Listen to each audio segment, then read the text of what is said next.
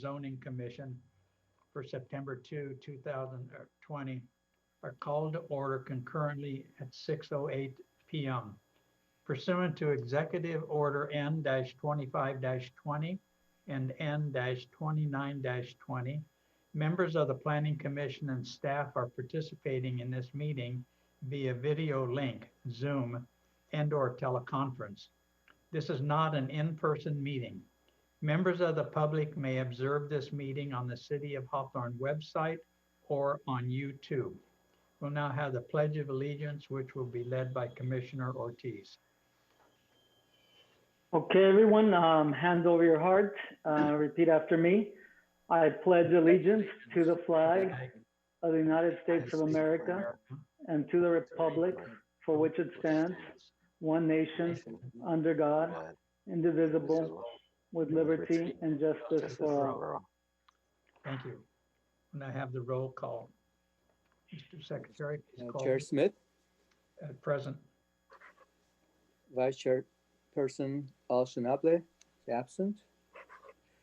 Commissioner Ortiz Present. and Commissioner Caraveo Present. and Commissioner Richard.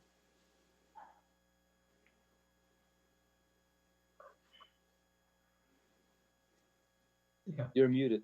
I'm muted. Sorry. There we go. There you go. There There you go. Thank you. okay. All right, we have a quorum. Thank you. Oral communications. This is the time for oral communications.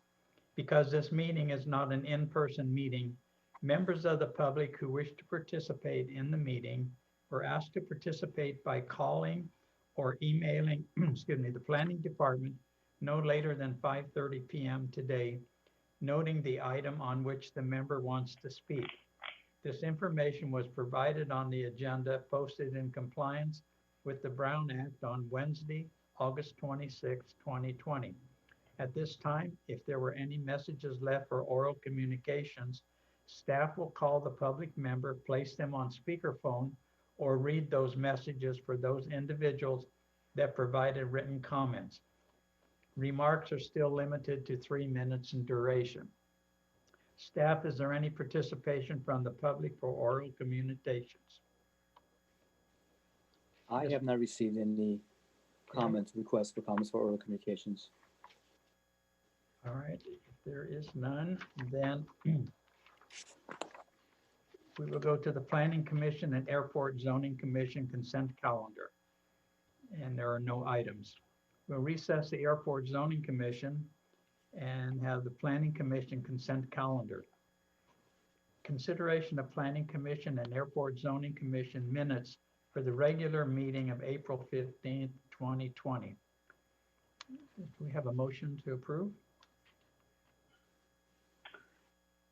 Motion to approve. Is there a second? Second. Okay, motion has been by Commissioner Ortiz and a second by Commissioner Caraveo. Call for the vote, please, Mr. Secretary. Chairperson Smith, Yes. Chairperson Al-Shanable is absent. Commissioner Ortiz, Yes. Commissioner Caraveo, Yes. and Commissioner Richards. Yes. Okay, motion passes. Minutes approved. Number 2, consideration of Planning Commission and Airport Zoning Commission minutes for the regular meeting of May 6, 2020. Is there a motion to approve? I'll motion to approve. I'll second that. Okay, thank you, Just a Commissioner. notation before we move on is that Commissioner Richard was not at this meeting, I believe, so he would be abstaining from these minutes. Right. That's right, okay. So a motion has been made by Commissioner Caraveo and seconded by Commissioner Ortiz. Mr. Secretary, please call the vote. Chairperson Smith, Yes. Chairperson Ortiz, Yes. Chairperson Caraveo, Yes. and Commissioner Richards will abstain. Same. Yeah. Thank you. Thank you. Consideration of Planning Commission and Airport Zoning Commission minutes for the regular meeting of May 20th, 2020. Is there a motion? Motion to approve. Okay, is there a second? Second. Second by, I'm sorry. I'll second Commissioner Carville. Okay. Motion has been made by Commissioner Ortiz and seconded by Commissioner Caraveo. Call for the vote, please. Chairperson Smith, Yes. Commissioner Ortiz, Yes. Commissioner Caraveo, Yes. and Commissioner Richards.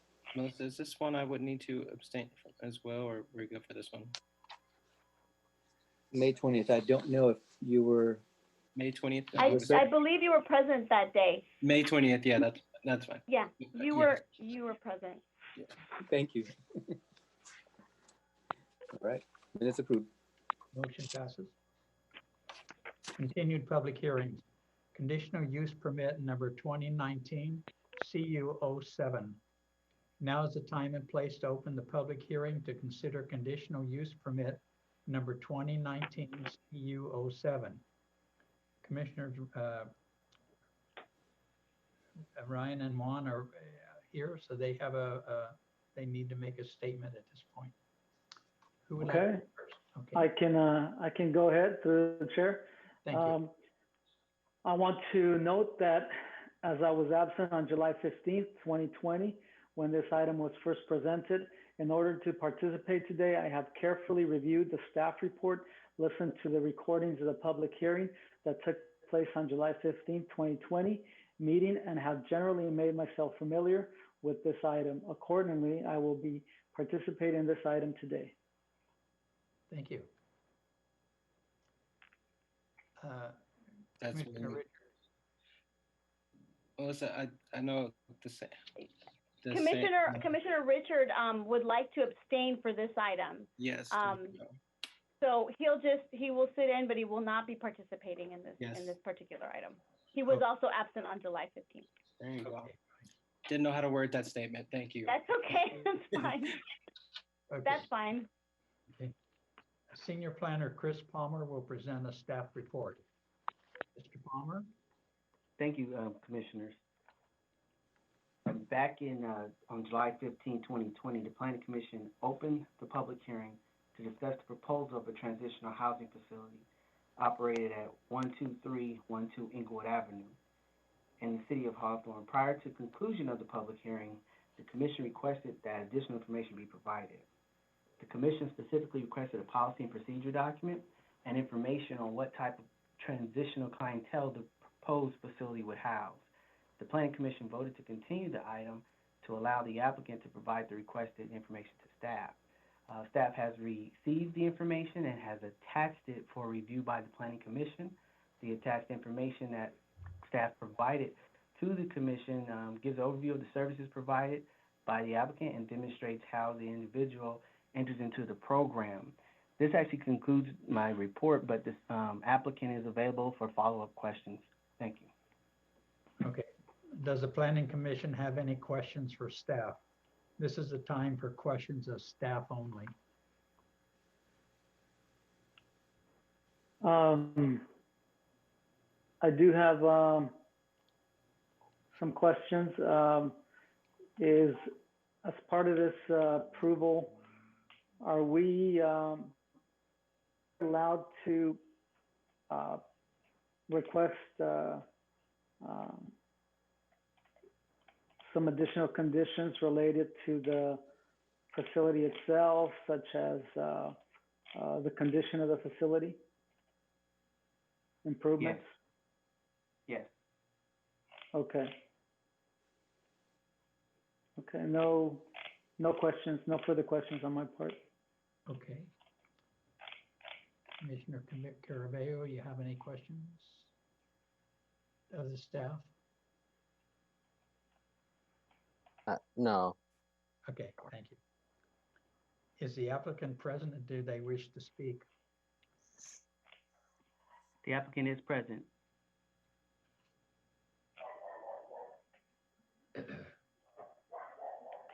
I'm sorry, I missed that last one. Oh, the applicant, Dr. Gostian? Is he present? Does he wish to speak?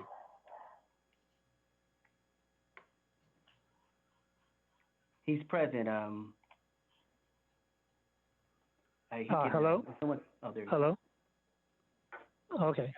Go ahead. Thank you, council members and Chris for making time tonight. I really appreciate it. I think there was some misconceptions at the last meeting, and there was some unfamiliarity with, the program and what it entails. So I hope that by providing the policies and procedures,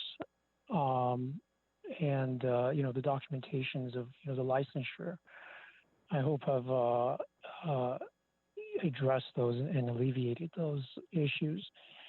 I think it's very important to understand that this program is licensed not by just one, but by 2 state and county health departments. Department of Healthcare Services and Department of Social Services.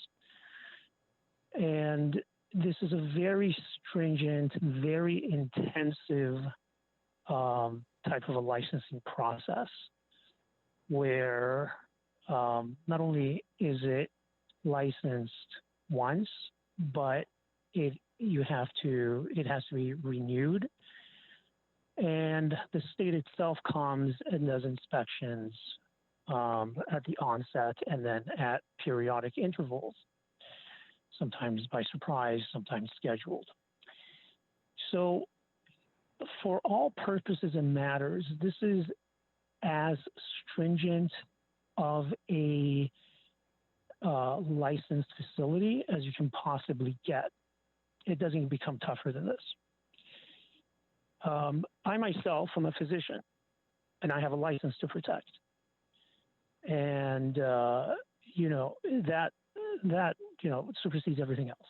So I don't get involved in anything that, 1, I don't believe in, 2, I don't believe would help people and especially the community there. And 3, that would create problems. I've operated these facilities before and, have a fantastic record of doing so. I myself have been the medical director of 3 hospitals and numerous residential programs such as this. So I have vast experience in this. So I really fundamentally believe it's important to understand how strict this is and the amount of work that goes into it and the oversight that is involved in it. And the oversight is far more than any city oversight would be. Also, you have to keep in mind that the people that this program serves is the people of the communities, the people of Hawthorne, it's the people in the proximate areas. So in a time when we're looking at situations of people having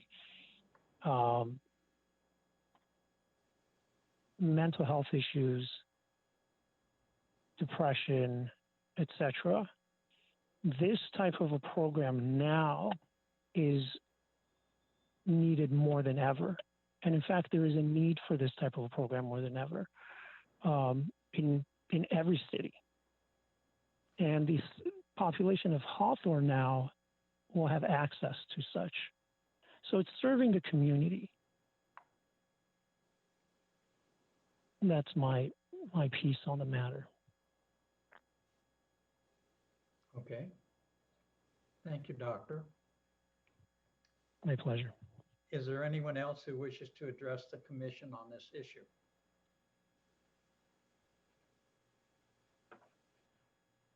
Christopher, do we have anybody else?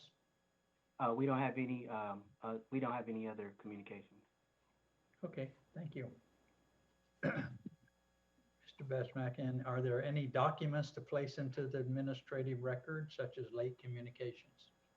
Not for this particular subject matter. Okay. Do any of my fellow commissioners have any final comments on this item or questions for staff? Okay. I now formally close the public hearing on this item and call on my fellow commissioners for a vote on this item. So do I have a motion? I'd like to say, through the chair, I'd like to make a couple of comments and propose some improvements. Okay, So first of all, just want to say that I guess reiterate what Commissioner Alchinable last time said about this type of facility. I think it's to be commended that the city is looking to approve this type of facility. It's greatly needed. I agree with the doctor, and there's definitely not enough of these. Based on all the information that they've provided, I feel very comfortable that the facility is going to be run adequately, and we shouldn't have any issues. I do, however, think that as a condition, I would propose for my fellow commissioners to consider adding the requirement to provide landscaping, new landscaping at the front of the facility. I think that goes along with the whole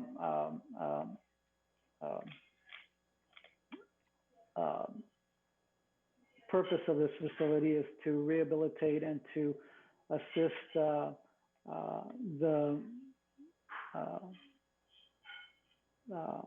the people with mental health issues, and I think living in a comfortable and well-designed and actually including some nature as part of the facility, it would do nothing but good. So based on the pictures that I see that are included in the report, it looks like the front, I think it's the front, has dying grass, and so I'd like to propose that we require new landscaping. Drought tolerant would be fine at the front of this facility. And that's my only comment. okay. Yeah, By the way, that's an old picture, but yes, that we are actually doing such a thing, and I would be very much happy to do that. Yeah, thank you. Okay. Okay, so with that, I would propose approval. I had two more Oh, okay. conditions I had wanted to see. Um,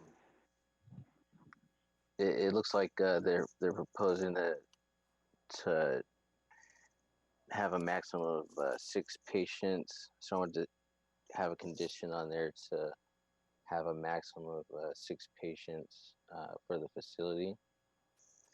And then another condition, I had mentioned it before about providing some type of fencing.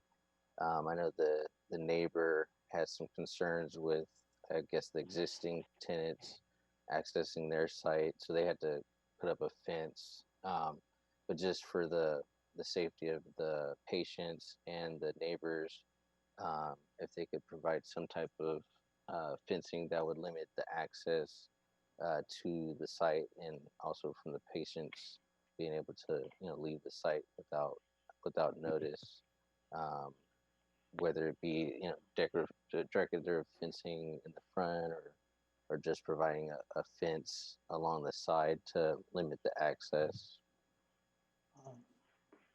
Through the chair, to address Mr. Caravello's comment on the last comment about the fencing, I would like to hear from the applicants about that, because I would really hate to start requiring something like a fence that starts to become not like a prison, but something that we're adding to this facility that we wouldn't add to any other facility, especially given the high level of security and the protocols that the facility has. I really wouldn't want to add a stigma to this facility that's not necessary. So if you don't mind, Commissioner Carvel, I'd like to hear from the doctor about that proposal, and what he thinks about that. Thank you very much. So in regards to what the commissioner said, I had taken note of that, and I believe that putting a nice gate, so we'll put a nice wooden gate on the front entrance and the back exit entrance of the building would suffice. So the entry points would have a nice gate there, and essentially those two entry and exit points would be covered. And I think that's what the spirit of what the commissioner was requesting, and that's fine. And I do believe I had provided a drawing of where those gates would be placed. So it's fine. That's not a big deal, and I don't think it would cause any problems.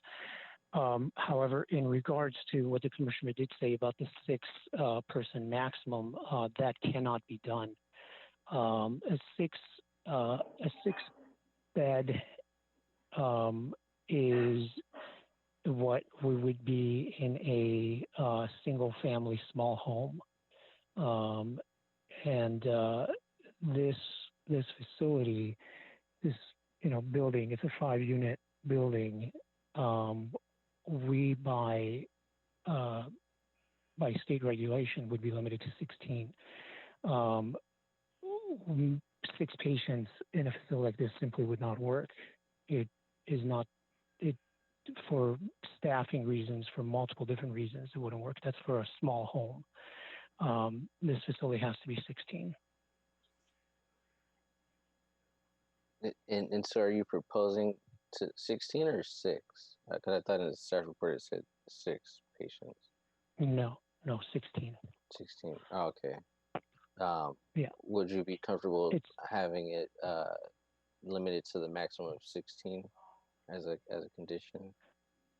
Well, it's up to the state to regulate that. Right now, their limit on it is 16 clients, and that's what we go by.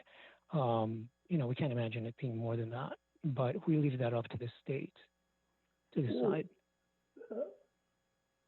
What's that based on? The state requirement for 16? Is it number of bedrooms or a number of patients per bedroom? Right, exactly. So we can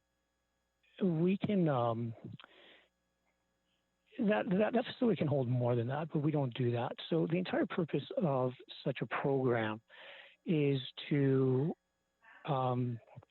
develop independence for the patients there. So they are to feel as if they are living and cohabitating with other people with enough space. So that comes out. So it's 2 people per bedroom, okay?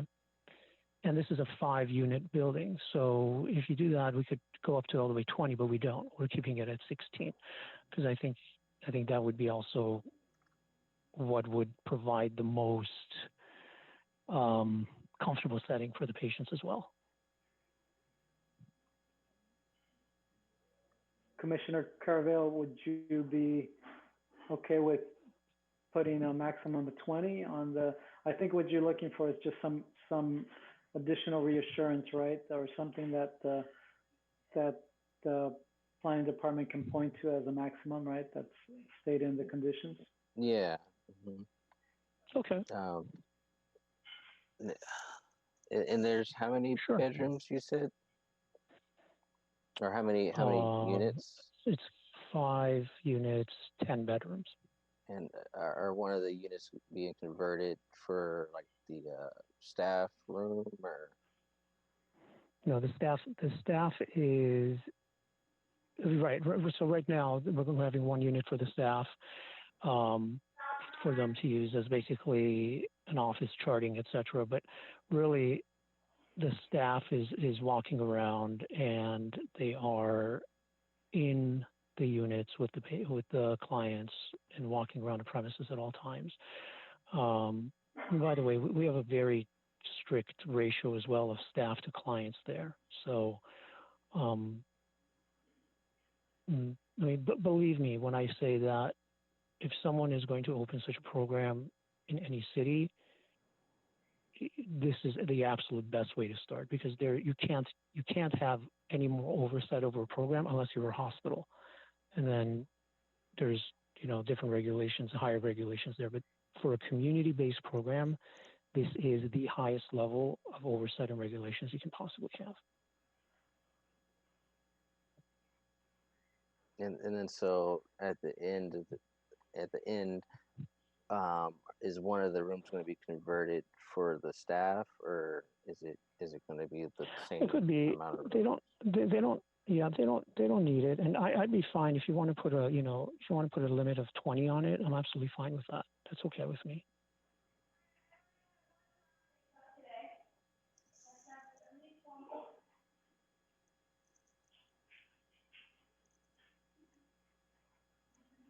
Okay, so then do I have a motion? We included the two things about staff or the maximum of 20, and also the gates going up. And the landscaping. So that would be 3 conditions. Landscaping, yeah. Yeah, no problem. I'll make the motion with the 3 conditions. Okay. Is there a second? I'll second. Okay, fine. Thank you. Will the secretary please call for the vote?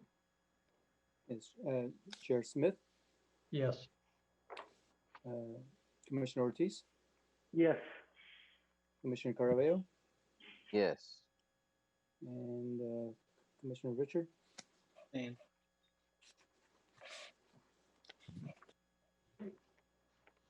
Okay, the motion passes. Motion passes 3-0. Please. Hey, commissioners, thank you very much for really your progressive thinking on this and the amount of time you took to examine this. I do really appreciate it. Thank you. Good luck. Thank you, Doctor. Good Thank luck. you, sir. Bye-bye. New public hearing is design review application number 2020 DRO2. Now is the time and place to open the public hearing to consider design review application number 2020 DRO2. Senior Planner Chris Palmer will present a staff report. Mr. Palmer? Thank you. We can hardly hear you. Can you see my screen? Yes. Okay. Design Review 2020 DRO2 is consideration and review of the design of a proposed 2-phase mixed-use project. Phase 1 consists of the construction of a 4-story, 100-unit multi-family building. And Phase 2 consists of an on-grade 2-story commercial building. The mixed-use project includes 8 residential units of very low affordability.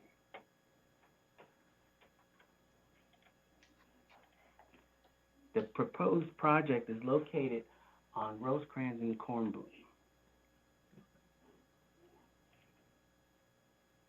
The project offers 1, 2, and 3-bedroom units. Each unit has 2 parking stalls, in-unit storage, and washer-dryer space in the unit.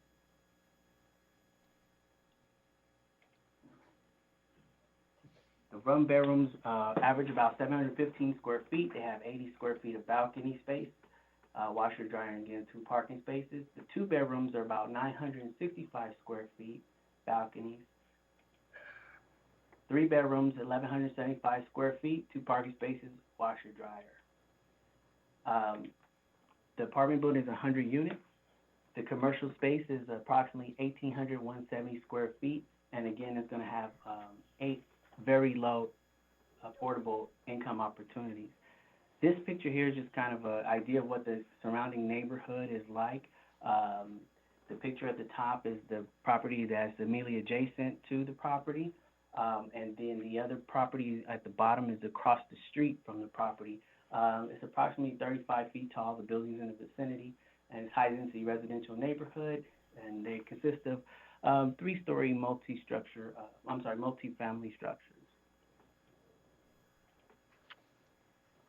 This is the color palette and kind of the materials board that the applicant is choosing, and they feature different architectural elements, stucco, wood, and then the various colors of the gray and the earth tones that's required by the municipal code.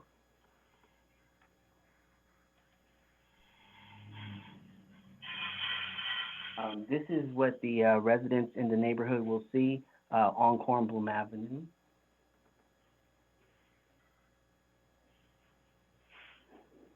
And based on the analysis, the project is categorically exempt. It complies with the development standards. It complies with the adjacent uses, it's compatible, and it won't result in any negative impacts to the surrounding neighborhoods. The recommendation of staff is to adopt the attached Planning Commission resolution approving the design review. And just kind of a brief history of this project, application 2015 DB04 and vesting tentative track map 74737 was heard and approved by the Planning Commission on December 21st. The original request was for the 100-unit affordable mixed-use condominium project. After receiving the approvals, the applicant requested to modify the approval because they wanted an apartment building versus a condominium. So that affected the affordability, and that is why the project came back to you in two parts. So the Planning Commission recently approved the density bonus, which allowed the applicant to rent the units, and 8 of them will be at very low income. This is approving the design, and that concludes my report. And the staff and the applicant is available. Thank you. Thank you, Mr. Palmer. Does the Planning Commission have any questions for staff? This is the time for questions of staff only. Commissioner, anyone has comments? Yes, through the chair. First, I had emailed planning staff about a question regarding the trees that are visible in the elevation fronting Rosecrans Avenue, and whether that was part of the project or part of the Public Works. It was part of the Public Works. Public Works is responsible for having him plant those trees. Okay, and they will go in as indicated in terms of the frequency, more or less, or? Yeah, more or less. The type of tree may vary because it's going to be at Public Works discretion for the area of what they already have intended for Rosecrans. Okay, thank you. That's my only question. Okay. Is there any other questions?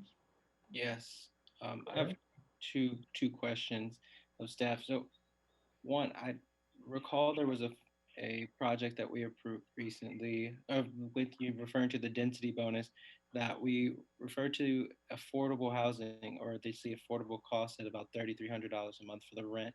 And I see this one is at very low income level. So what is a dollar amount of that rent for that a very low income level? I'm not sure what the dollar amount will be. I can do the research and get that information to you, but it'll be less. It'll be considerably less than $3,000. It'll be in the $1,000 to $1,400 range off the top of my head, based on the LA County median income. So it's based on a percentage of the LA County median income, and so that's what the rent will be. But I can get you that detail without a problem. Appreciate it. And also, second, either here we have the 8 very low income units. Is that the minimum that the project is required all to have, or yeah, that's the question.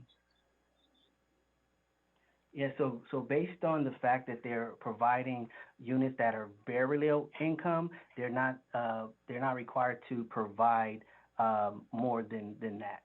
More than 8. Okay. Yes. Okay. Any other commissioner have questions, staff? Through the chair, I had one more question, sorry. To staff, is there anything in our regulations that would allow the applicant or the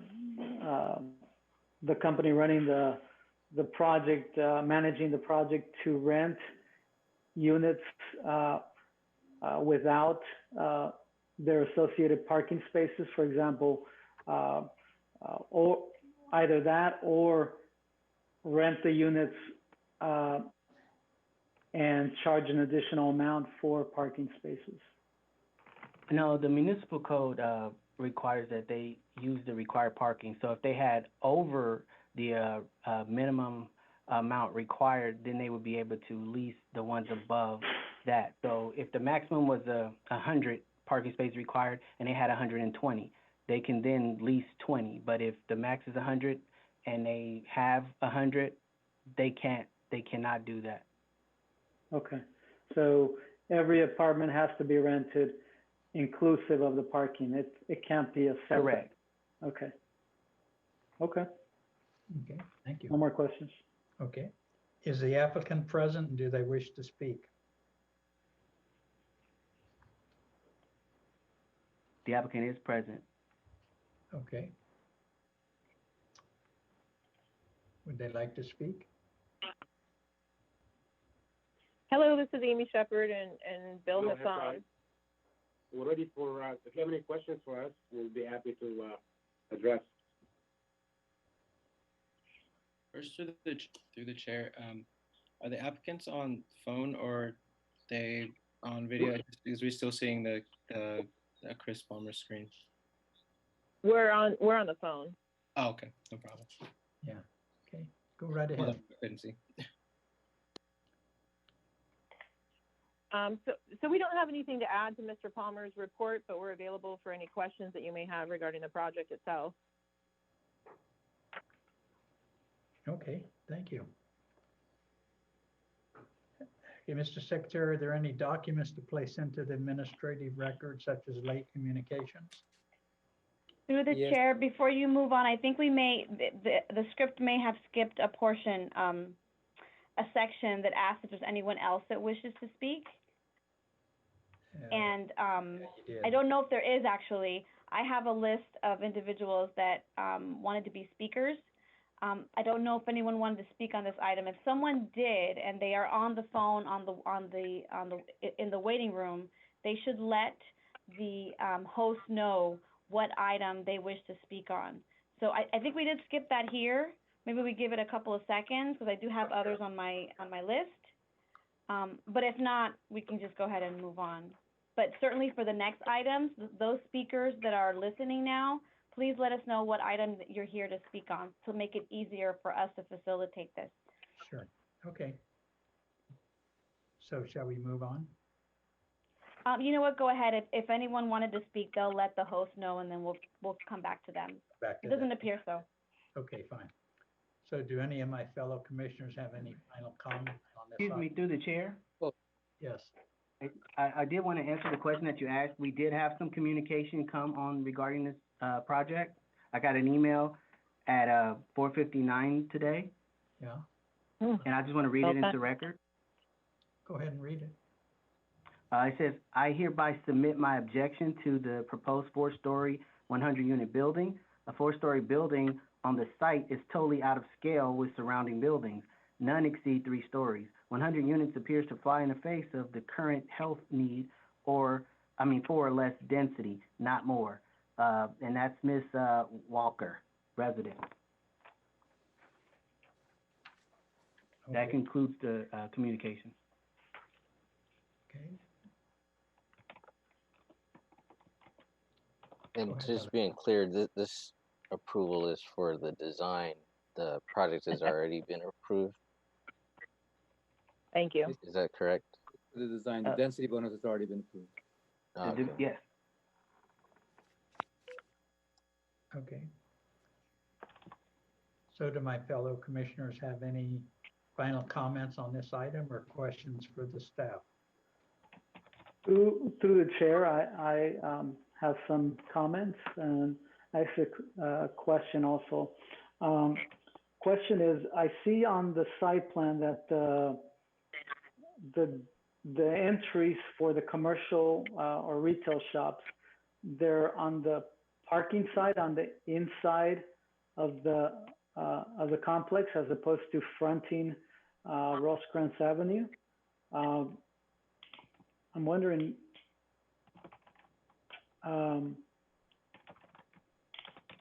why that was done. I mean, if there's any, was there any thought put into providing a possible alternate door at the Rosecrans side, just to activate that street or that walkway? Through the chair, there was discussion about that, and what ended up happening was the majority of the people that would be using the commercial facility would be parking behind it.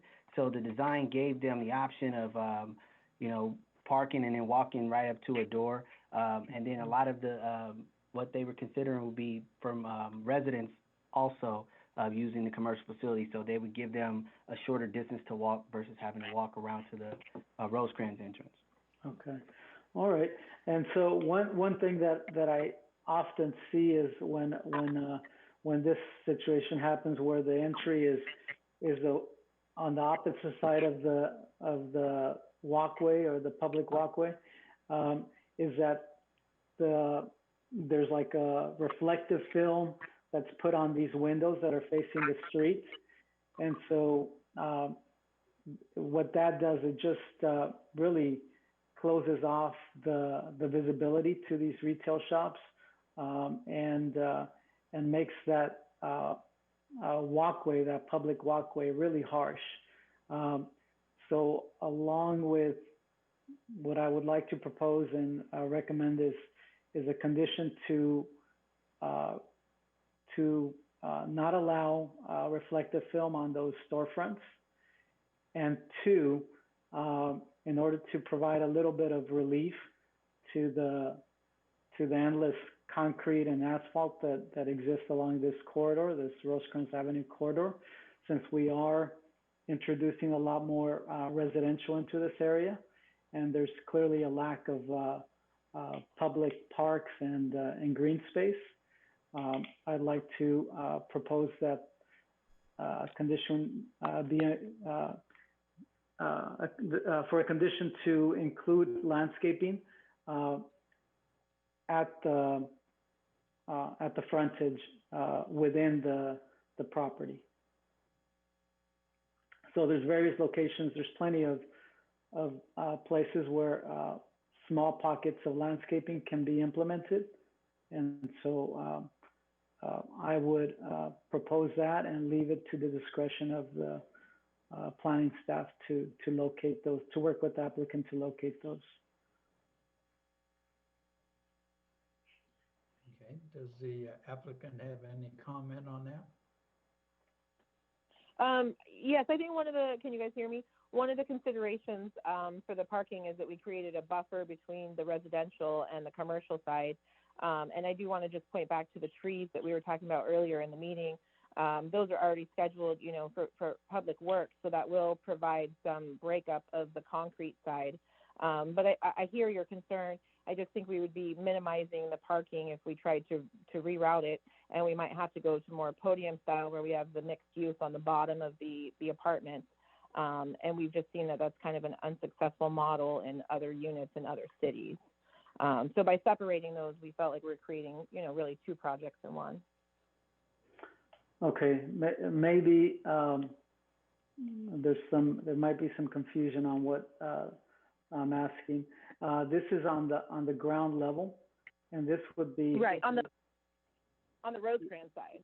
Yes, on the Rosecrans side. So there's a 5-foot setback, what appears to be a 5-foot setback between the property and the actual retail building. So I'm asking for landscaping to be located in that 5-foot setback, somewhere within the 5-foot setback along the entire retail elevation. Yes, Mr. Ortiz, if you would, there is a full landscaping plan, and that is included in the landscaping plan. Let me- And, Okay, let me go to it because I thought I had looked at it and I didn't see any landscaping in that area. I I went above and beyond, landscaping. I spent a great amount of money just to, for a landscaping plan that costs over $40,000, just the plan. Okay, so, If I I see may, the plan. Commissioner, and through the chair, I want to just clarify for the applicant. He's aware of what your proposal is. What the commissioner is saying is that he sees opportunities to provide additional landscaping in some potentially blank places along Rosecrans. So he's asking, are you open to the two conditions? One, not putting a reflective film on the front, and in addition to that, adding some more landscaping at the discretion of the planning department to kind of like make sure that it's not monotonous to just concrete. Can we take a look at that area, that we're, if you can bring that up on the screen so we could see it? Because I'm unaware of concrete. We have landscaping, all along, Rosecrans. Chris, Now, can in you, between the Yeah, two buildings, ground floor plan, we left that concrete so that with the pedestrians, if they're on foot and not pulling it in a car, can access the back through the front. And that's why we kept in between the buildings. And we still had, I believe, like a couple of 3 feet of each side of landscaping from, I remember. So I don't have the plan in front of me. But if you can bring it up on the Chris, please, on the screen where you can show me exactly which area we're talking about. So, can you see my screen now? Can you see Yes. the elevation? Yes. Okay, so if you take a look at the elevation, the top elevation shows what it would look like from Rosecrans. And so the trees that are showing there, those are the trees that are proposed in the public right-of-way. That's not part of your project area. And so there's Right. a space in between the trees and the sidewalk and in the front of the building. And so some of those are just, they don't have a lot of landscaping. This is showing like bushes. So he's asking for this to have kind of be beefed up with more landscaping where the opportunities are for additional landscaping. Yes, He's yes, asking for- yes, of course, yes, of course, we could definitely do that. I can revisit the landscaping plan and make sure that it's beefed up and nothing short of, beautiful. okay, I'm looking at, it's just some planting areas that would be right adjacent to the front of the commercial spaces. And essentially it would look like the low shrubbery that you show in the rendering. Something similar to that. And Chris, you understand what I'm. Yes, I'll craft a condition. Okay. Okay. Any other comments from the commissioners? And just, I'm sorry, just for the record, that would be phase 2 of the project. Phase 1 would be the residential side and the commercial side. That what we're looking at right now, that would be phase 2. Right. Just to make that known for the record. Correct. Okay. So commissioners, do I have a motion? I just have one last question before we move on, and this is just for clarification for me. I know the project was initially slated, is that okay if I can ask a question? Yeah, go ahead. Okay, so I know the project was initially slated as condos, and now we're looking at it as apartments here. I was just wondering what was the considerations that were taken that decided to make that prompt that change. I'm sorry. I didn't hear the question. There's something was happening in the background. Sorry about that. The beginning question was, I know the project was initially stated as it was supposed to be condos, and now it's been changed to apartments. I was just wondering what was the considerations that made that change. Oh, yeah, because, simply because we couldn't, the way it was approved, we didn't have the option to rent those condos, and to have the option to rent those condos had to be converted to an apartment building, although it's gonna be built to the same specs. And our construction documents already approved, so there's nothing going to change as far as the building looks, or layout, or square footage, or parking, or anything like that. So, so that would give us the opportunity to lease instead of sell the units. Simple as that. Got it. Got it.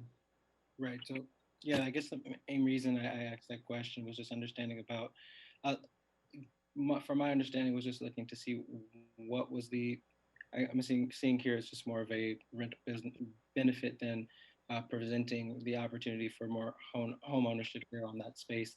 Was really my question, is to see why we were doing that. But I see. Thank you.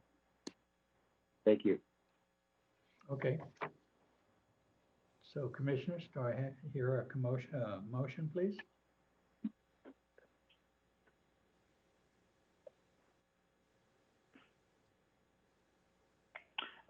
Yes, sorry, I was on mute. I'll make the motion to approve with the condition of the applicant adding additional landscaping at the frontage of Rosecrans Avenue in front of the commercial retail spaces.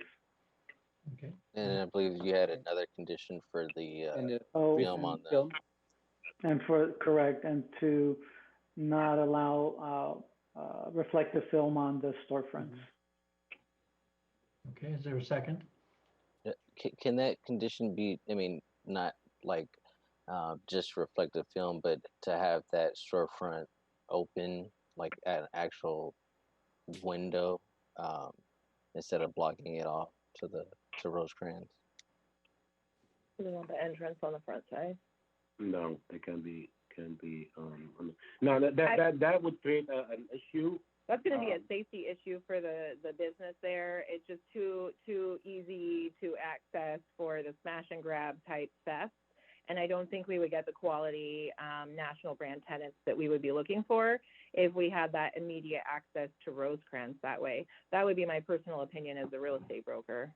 The second issue would be we would still have to have an access on the back side where you would normally, pull up and park, and so you'll have two entrances, and that would take away a lot from your display area.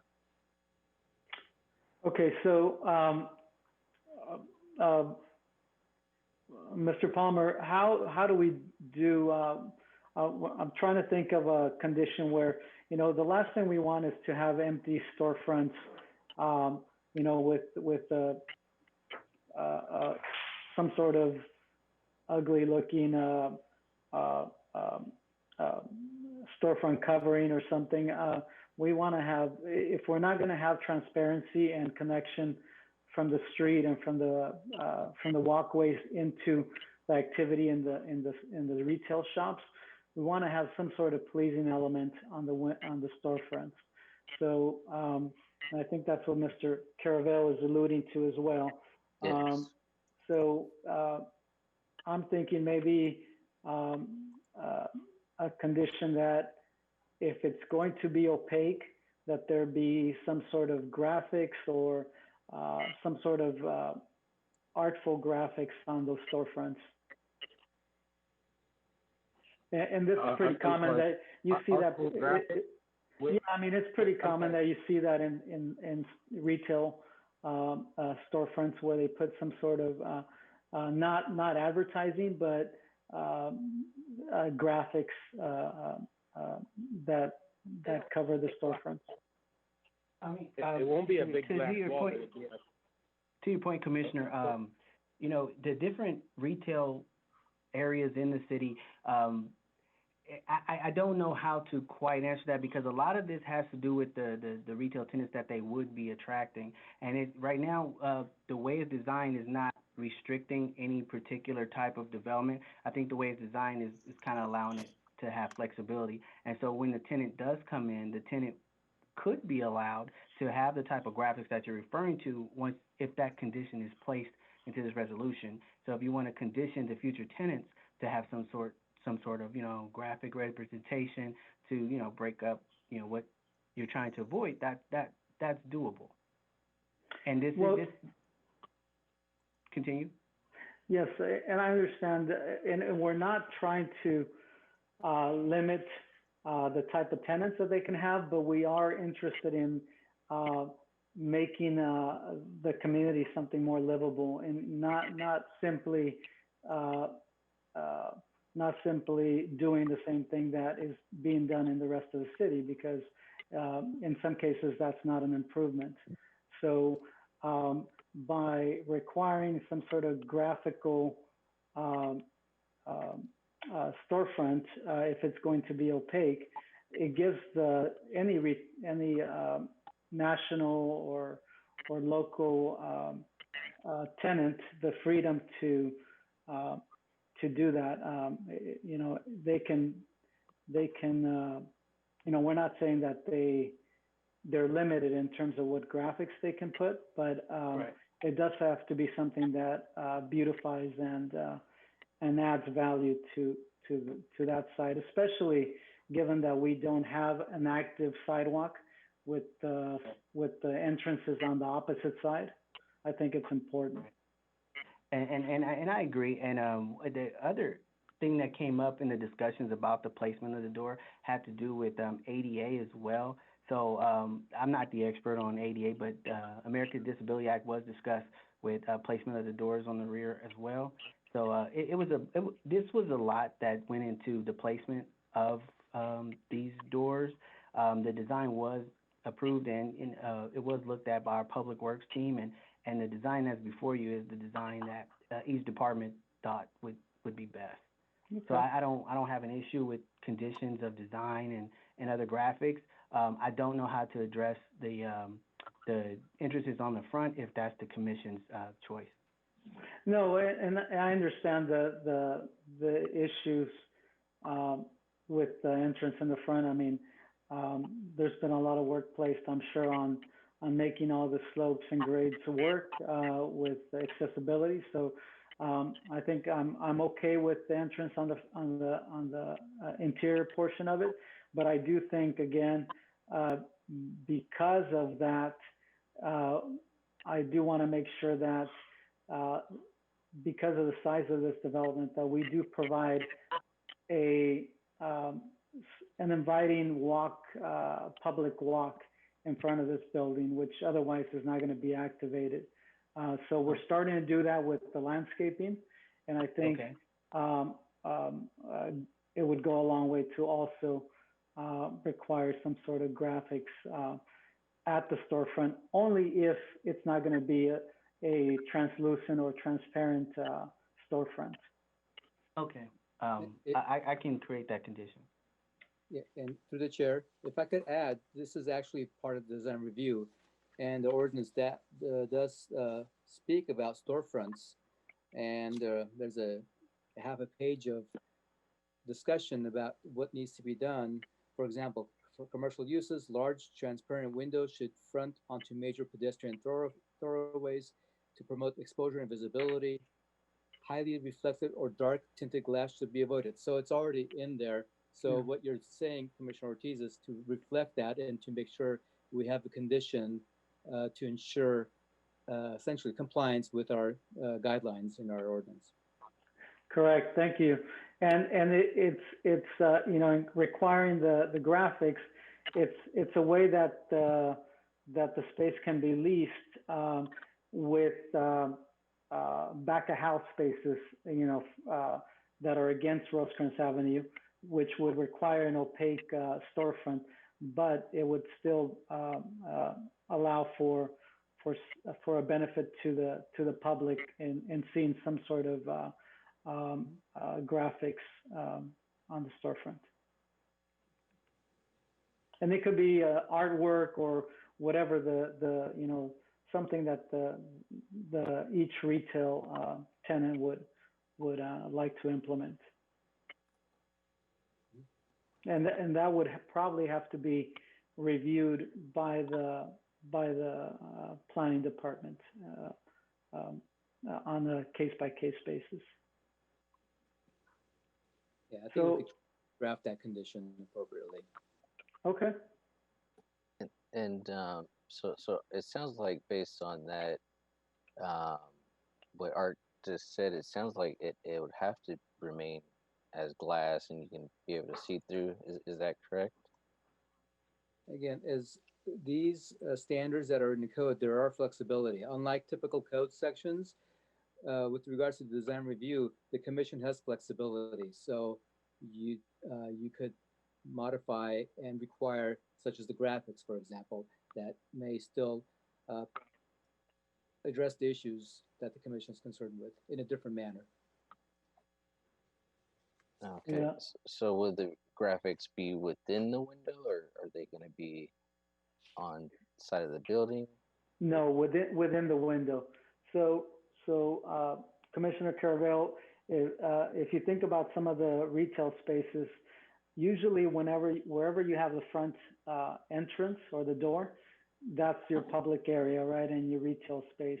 And then there always has to be a back of house space where storage or kitchen space is used. And so in those situations,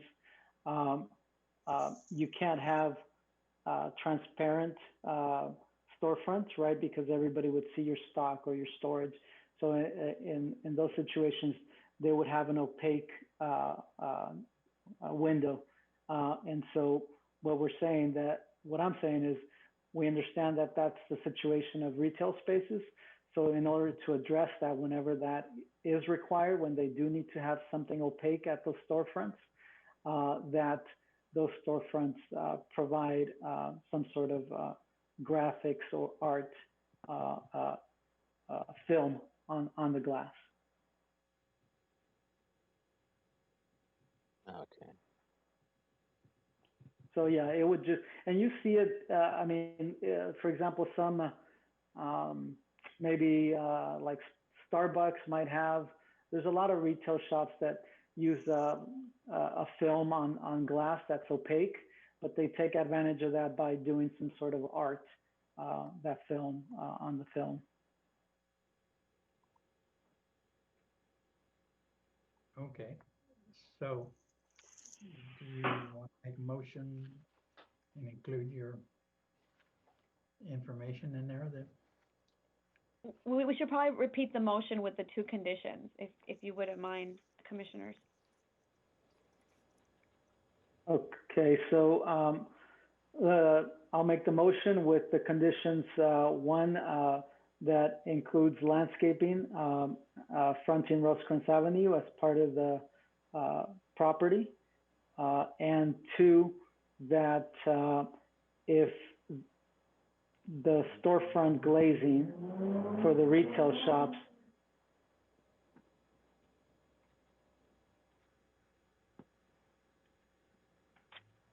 Hello, can you hear me? No. No, Okay. we One missed the sec. second condition. Try one more time. Yeah. Okay, and the second condition would be at the storefront glazing.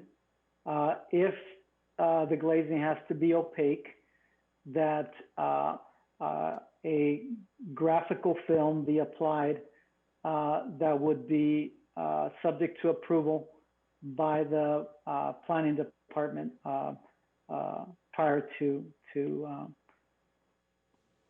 it being applied to the glazing.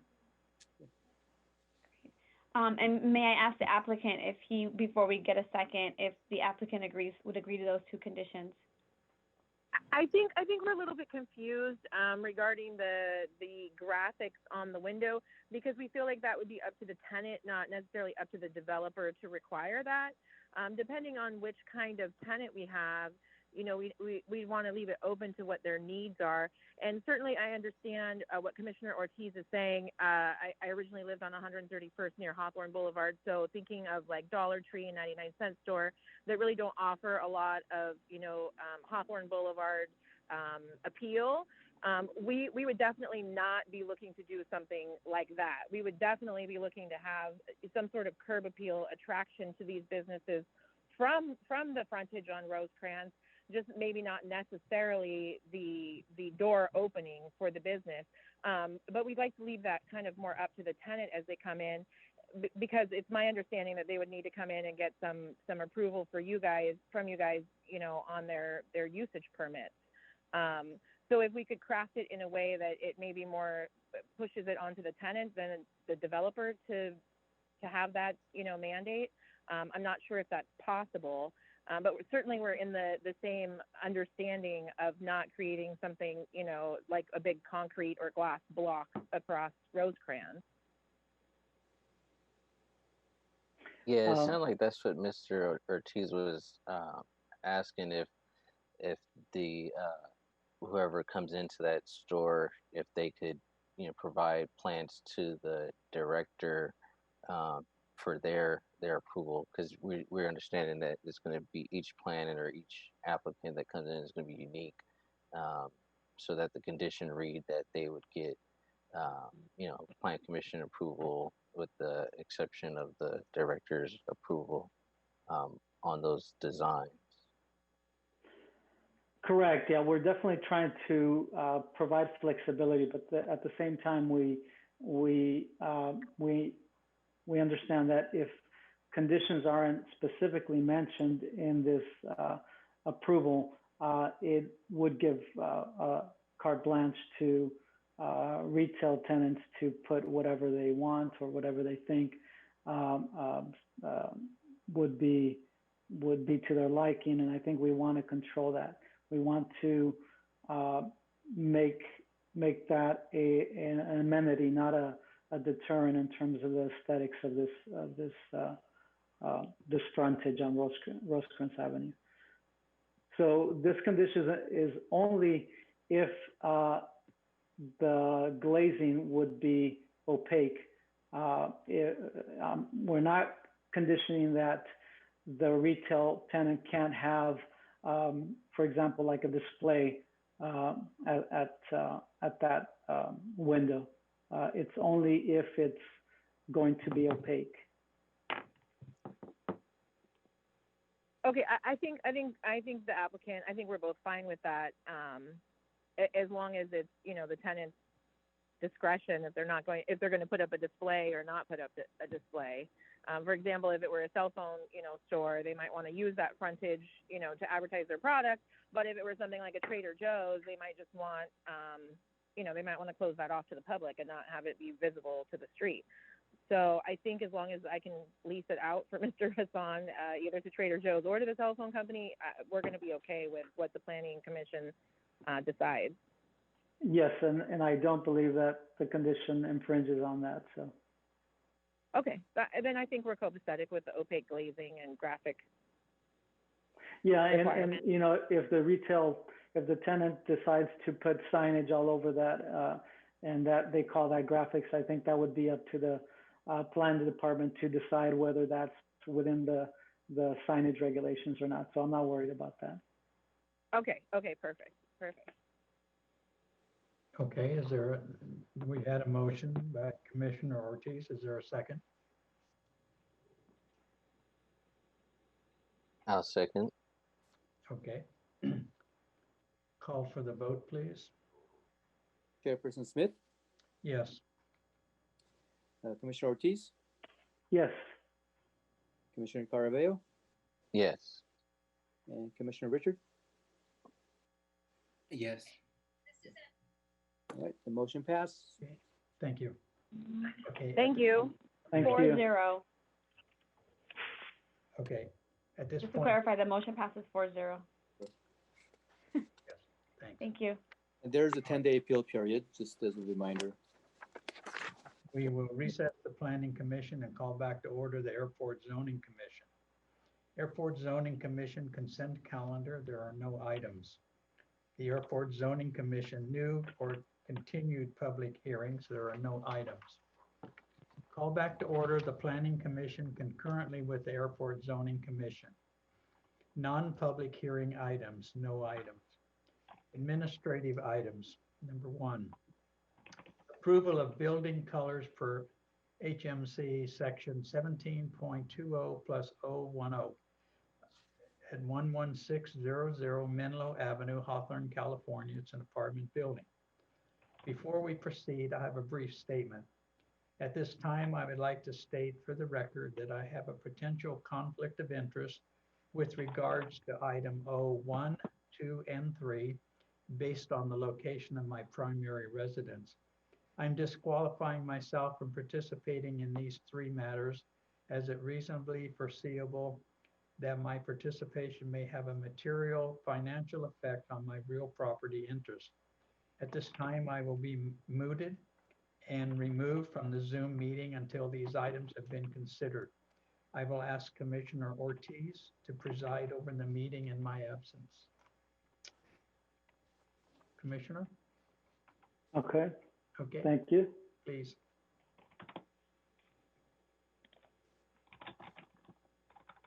Okay, give me a second while I go to the agenda.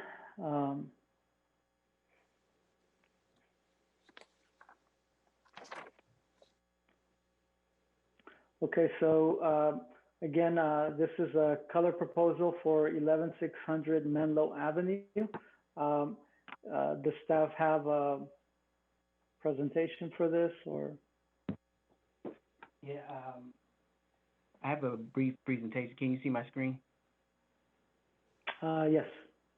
Okay, so the applicant requested approval to repaint the exterior of an existing building located at 11600 Menlo Avenue.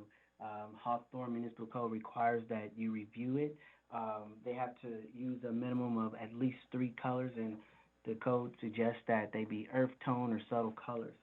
The applicant is proposing charcoal gray, that's a dark gray. They have a lighter gray, an off-white type color, and like they have black wrought iron.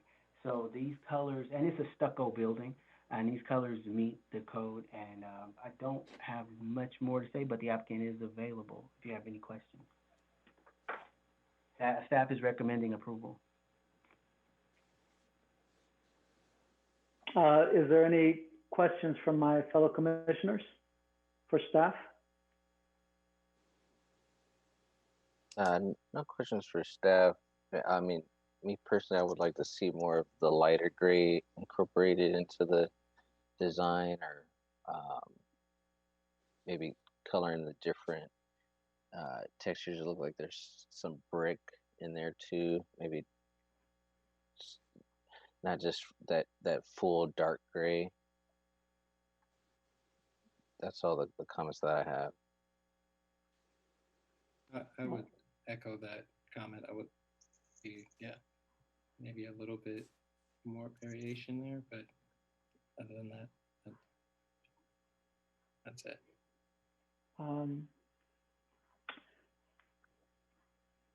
Mr. Palmer, is there a possibility that we can ask the applicant if may either switch the colors the way they have it now, make the lighter gray more prominent, or make that the majority, and then the darker gray the lesser area, or one other thought is that we could introduce some warm colors onto this, so everything's really like what we call cool or very gray. But if we could introduce even some warmer gray colors into it.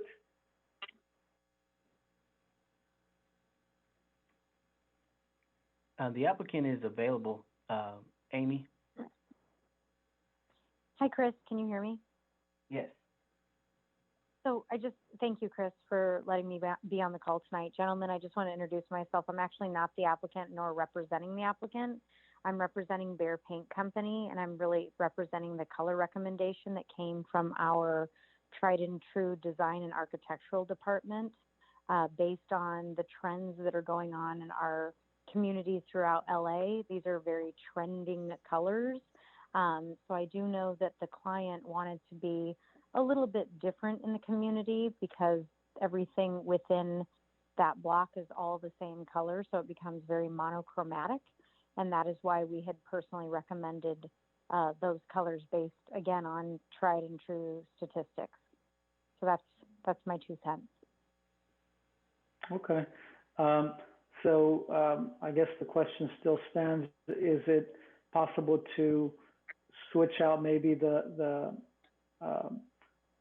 I think the issue is the darker gray, the graphic charcoal that's a little overpowering. And if it appears that the second gray is also very cool and not a warm gray that kind of balances out the darker charcoal.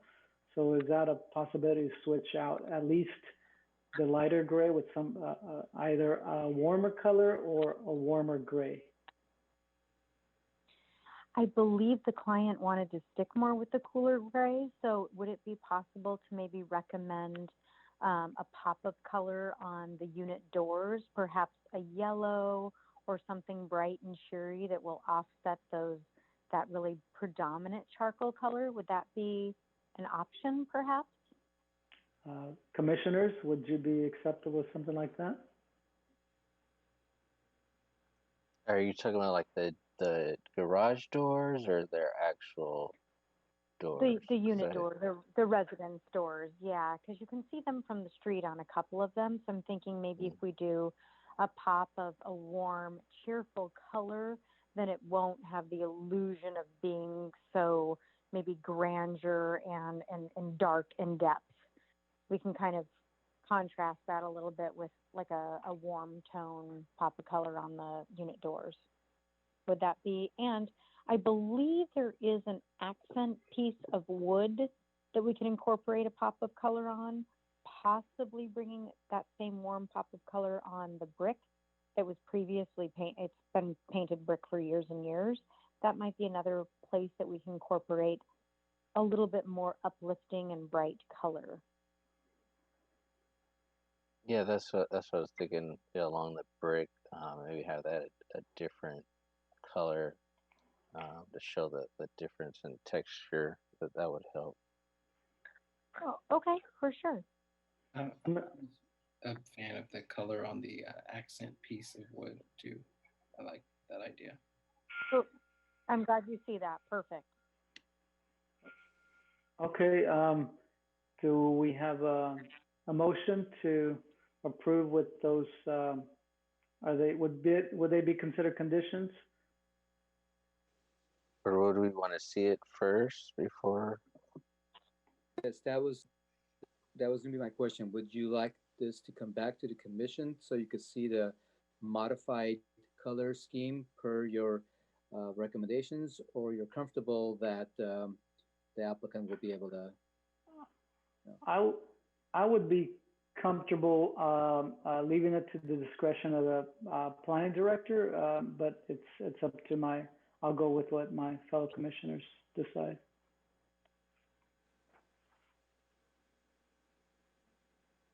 I would be comfortable leaving it up to the discretion of the planning director. I agree with the comments that we've made. Should be able to make the decision.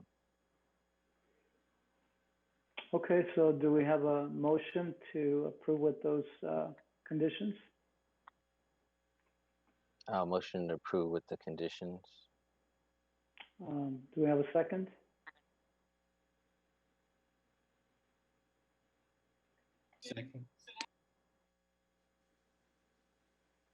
Second. Did you guys have? Can you guys hear me? Yeah. Yes. Commissioner Richards seconded. Okay, can you please call for a vote? Yes.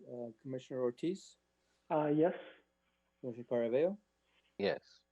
And Commissioner Richard? Yes. Okay. Approved 3-0. Thank you. Okay, Thank you. next item is color proposal for 11607 Prairie Avenue.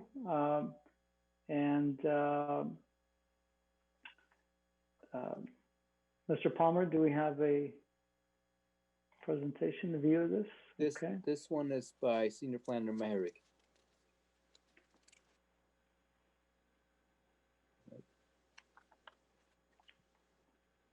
Hi, Commissioners. Can you hear me? Yes, we can. Okay. Can you see the screen? Yes, we can. Yes? Okay. Just wanted to make sure that that's available to you. That looks really good. Okay, perfect. let me just there we go. Okay, Commissioners. I will be presenting the color consent request for a commercial building located at 11607 Prairie Avenue.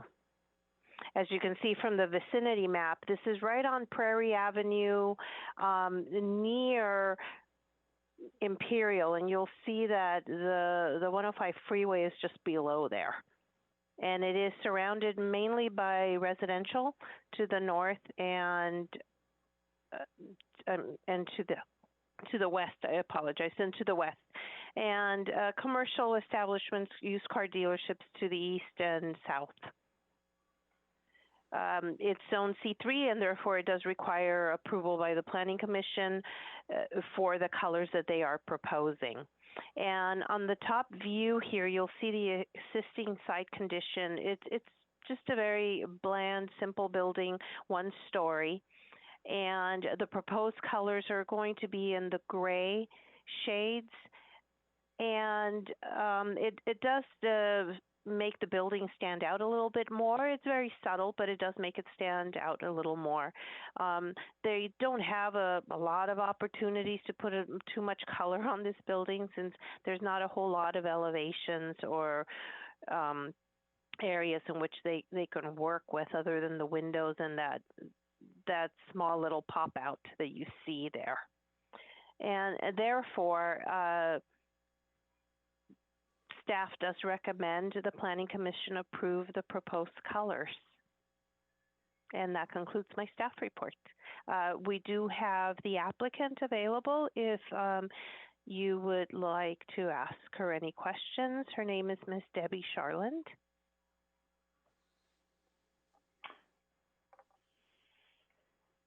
Just out of curiosity, actually first, any of my fellow commissioners have any questions? Is this the only rendering that we have for it? 'Cause it's kind of hard to, the colors don't look the same.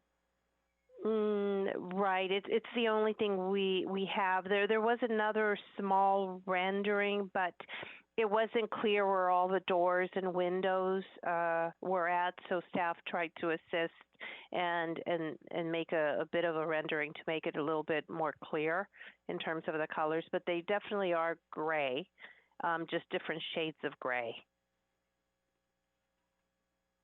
And then so From for that lower half of the building, is it going to be that darker gray? Correct.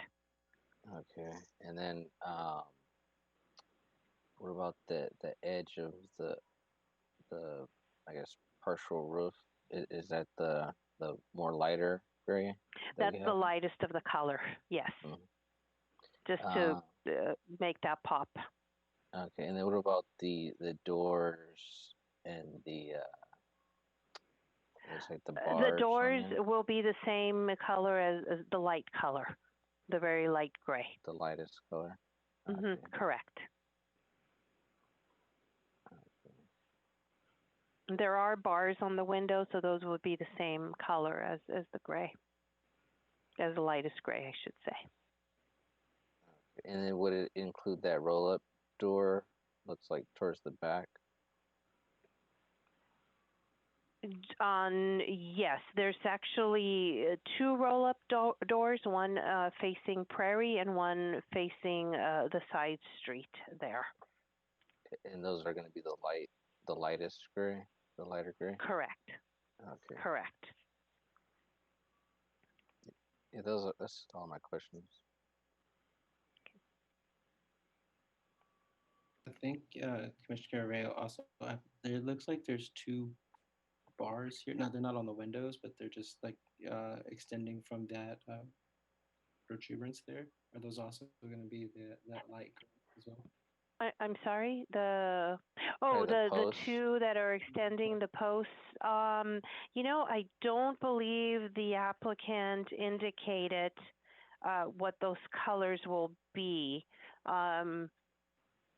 We could ask her to have them be the lightest gray or the dark gray to blend in to the building. I think the But lighter gray is Mhm. fine, Maria. The lighter gray? Okay. We will ask the applicant to paint those the light gray. Okay. If there's no further questions, do we have a motion to approve this? Moved. Is so moved. Movement to approve, I guess.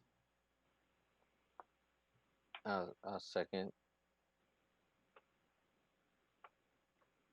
Mr. Secretary, can you call for a vote?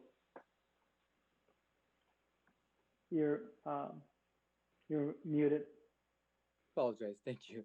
Commissioner Ortiz, Yes. Commissioner Caraveo, Yes. and Commissioner Richards. Yes. Okay, the motion passes 3-0. Thank you. Okay, third item is a color proposal for 1152-3 Hawthorne Boulevard. Do we have a report on this? We do, commissioners. Let me just open that real quick.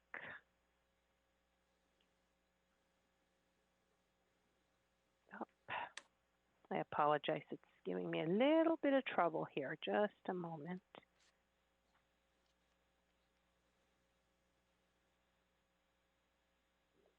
Share screen.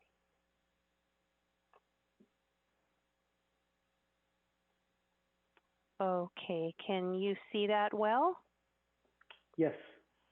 Oh, perfect. Thank you, commissioners. I will be presenting the color consent application for the KFC and Taco Bell. It's located at 11523 Hawthorne Boulevard. And this is a building that, as you can see, is located on the corner of 115th Street and Hawthorne Boulevard, and it's facing directly Hawthorne. It is a building that contains both the KFC and the Taco Bell in one location. It is in a commercial zone, the regional commercial zone, and also requires approval by the Planning Commission for the colors that they are proposing. This is the existing and the proposed colors for this building. So you'll see the east elevation, the existing facade. This is the one that is facing Hawthorne Boulevard as it currently looks, and the proposed facade also on the east elevation. One of the things that you'll notice that they are removing on this building is that peak on that tower that is striped on the existing facade. They're flattening that out and removing that portion completely. And you can see it a little clearer as well on the west elevation. That's the portion that is facing 115th Street. And the same thing, obviously that peak, they are removing it. They are proposing some striping as well. And the striping, especially the red striping, that would only be on the east elevation, the elevation facing the Hawthorne Boulevard location area. And so the west elevation would only have some striping in the muted earth tone colors. One of the things that we do want to point out is that the code indicates the types of coloring that is preferred, but it doesn't address the application of these colors. And so staff had to go through and make a recommendation in terms of, does it meet the code requirements? And in reality, it does. It's just a preference in terms of the application for the Planning Commission. They are also on this building proposing some awnings, and these are awnings that are not fabric, so they will last a bit longer, and those are the colors that they are proposing. Primarily red. There is a little bit of purple, which is the branding for Taco Bell, and as you know, the red is the branding for KFC. So therefore, planning staff does recommend that the commission approve the proposed color palette as proposed with the following condition. As I mentioned, they are proposing these shuttered awnings on the building, as you can see from the photo there. And we want to make sure that that is part of this color approval, that it is not switched to a fabric awning, because the shuttered awnings actually do look much better and will last a bit longer. We do have some options because, as I mentioned, the code does not address the application of the colors on the building. So if the Planning Commission finds that they would prefer a different application, I did provide a few examples of other KFC and Taco Bell buildings throughout the country, where you'll see that there is an application where the striping is only on a portion of that tower, not the entire tower, or they've eliminated the striping completely from the building. So it is your preference, Commission, and the applicant is available for any questions you may have. And that concludes my staff report. Thank you, Maria. Thank you. Is there any questions from my fellow commissioners?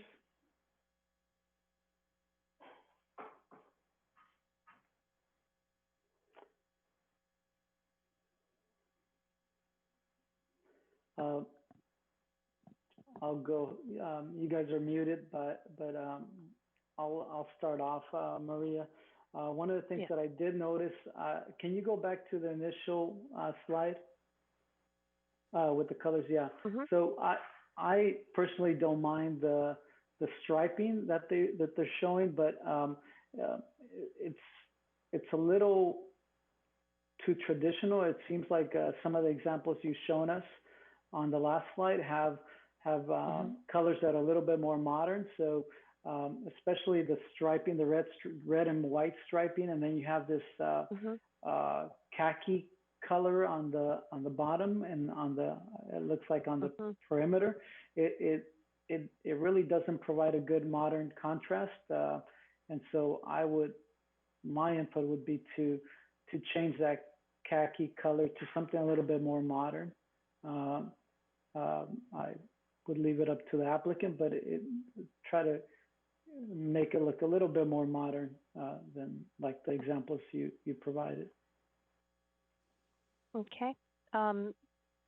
Through the chair, we have the applicant, if she would be available to answer your questions as well, if they can change the colors and modernize it a little bit more. If we can first get input from my other commissioners, just to make sure that she hears all the comments. Commissioner Carvajal? Yeah, that sounds reasonable. I'm looking at these other locations. Looks like they made theirs smaller as far as the design with the different colors with the KFC. Looks like I'm not sure if that's a banner or just something that they put over the facade. But the stripes are smaller. It doesn't take up the whole part of the facade. Maybe that might be acceptable, or just having it, just a smaller version of it compared to the entire length of the height of the wall. Okay. Commissioner Richards?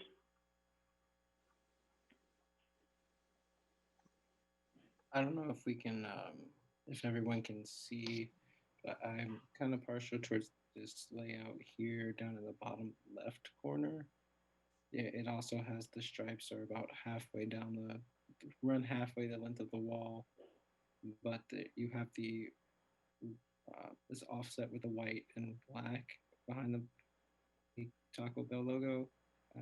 Just that one would be my proposed one that I personally feel like the most modern and like we're getting to there. We give a little like pop to the street there. Yes, I would agree with Commissioner Richards. So Maria, if we can get the applicant to respond. Okay. Hi, is the applicant available? Yeah, yes, we're here. My name is John. I'm here with Janara. We heard the comments, and as far as that logo with we could do it halfway point. We're okay with that, and for the other callers to have it a little bit modernized, especially like they're using the reference and the lower left pictures on the slide. We do have some similar palette that we've done in other stores that we could implement on this location. So we're actually we're willing to to make this adjustment on our elevations. Okay, thank you. So with that, are my fellow commissioners okay with leaving the revised colors up to the discretionary approval of the planning director? Yes, I agree. Agreed. Okay, we're creating more work for you, Mr. Bashmakian. That's how it is. Okay, so with that, do we have a motion to approve? I'll motion to approve with the conditions. Do we have a second, Mr. Richards? Second, yes. All right, thank you. Mr. Secretary, can you call for a vote? Yes. Commissioner Ortiz? Yes. Commissioner Caraveo? Yes.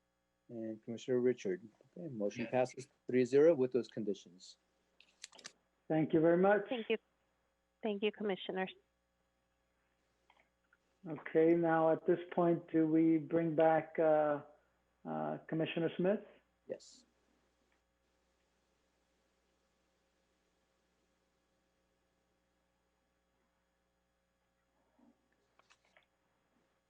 Commissioner Smith, welcome back.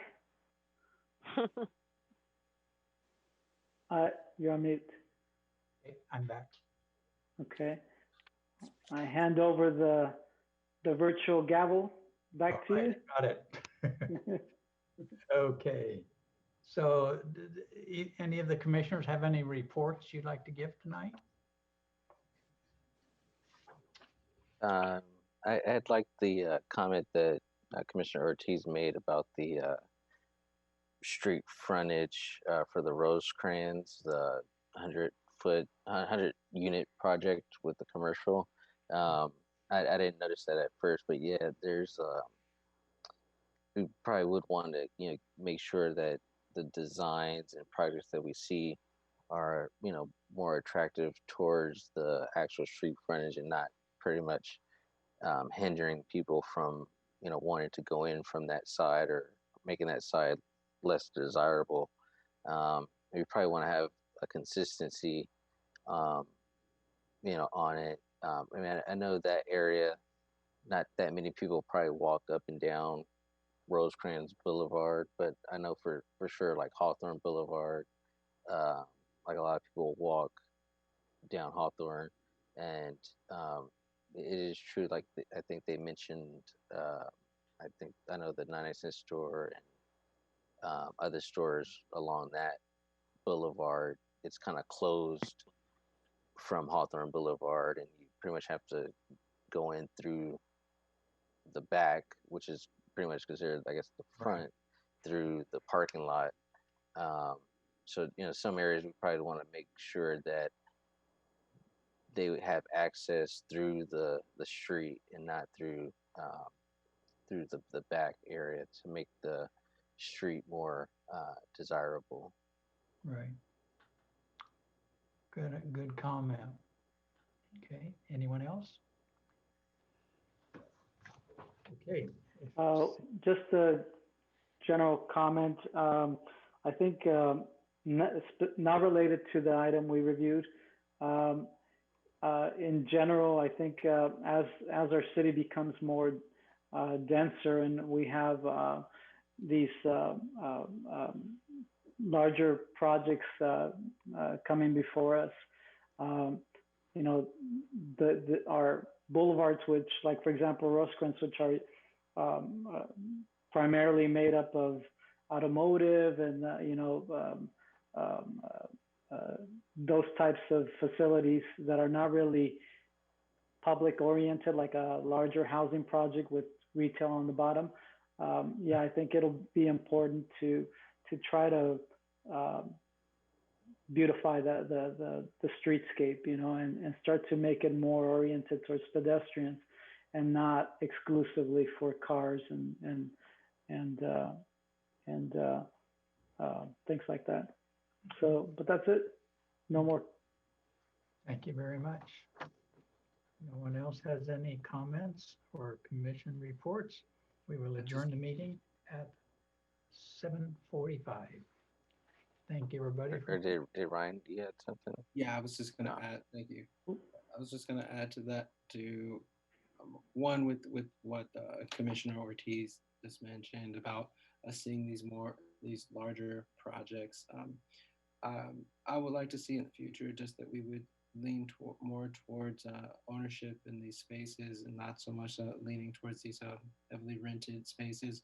Or even when we're doing things like that, I know that we have applicants that generally try to meet the minimum when it comes to what we call affordable housing or very affordable levels, that we could see applicants that may be interested in actually helping improve the affordable housing stock here as we go along and move forward when we're using these, especially when we're considering these big projects, because they do have a lasting effect on our communities. They change the overall fabric of where we live. So I think it would be important for us to make it a point to just make sure that we're prioritizing projects that help people continue to achieve ownership and have affordable spaces to live. And yeah, that's really it for me. Outside of everybody, make sure you go out and vote. It's important. We got to do it. Yeah.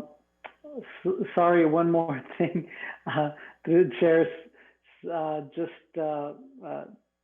Commissioner Richards triggered something. So, Mr. Bashmaki, I'm sorry. Is it possible that we can, you know, with that in mind of trying to promote home ownership, and you know, given that it's so difficult for people to buy properties, you know, because of the expense, could we have some sort of maybe like a administrative discussion on what our options could be for maybe like small lots, exploring small lot ordinances, or what do they call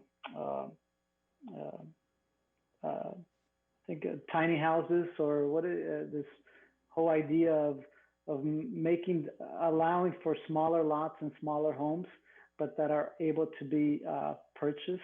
Is that something that we can have like some sort of discussion on or presentation on? Sure, if the desire is to have what I call like a study session Yes. on the topic, and if I want to clarify, the topic would be not necessarily, it's on small lots, subdivisions, and opportunity for smaller homes, because by default they tend to be more affordable because they're Yeah. smaller, and it promotes then the more home ownership. So it's a two-part. You are looking for ways to have more opportunities for home ownership, such as the question about the previous project that was a condo became a rental, and also other opportunities that we may have separate from large projects where they could be smaller, or modifying our subdivision ordinance to allow for further subdivision of properties as long as it's within the density. So all that could be really scheduled, agendized for a future discussion topic. Okay, that would be great if we can identify a date, maybe for the next commission meeting for that to happen. That would be Yeah, great. Just want to clarify, we could definitely have it for the next commission meeting, but in terms of staff having the opportunity to bring No, something. no, yeah, But if sorry. it's just for you to have a more discussion and then we could listen, that's fine. Then doesn't require us to do any report or analysis or anything like that. No, I'm just saying for the next commission meeting, have a proposed date that we can have that. Oh, okay, that thank you session. for clarifying, Yeah, thank you. yeah, no, I understand it. It requires a lot of Okay. a lot of study and research. So yeah, okay. Okay. Would my fellow commissioners So be we'll put this okay on the with next that? agenda for you to be have an opportunity to bring it up and discuss and take action on it. Okay, Got it. great. Yeah. Thank you. Thank you, Mr. Chair. Okay, thank you very much. Nothing more. We will adjourn the meeting at 7:48. Goodbye, everybody. Thank you. Okay, thank you, everybody. Good night and thank you. Thank you. Goodbye.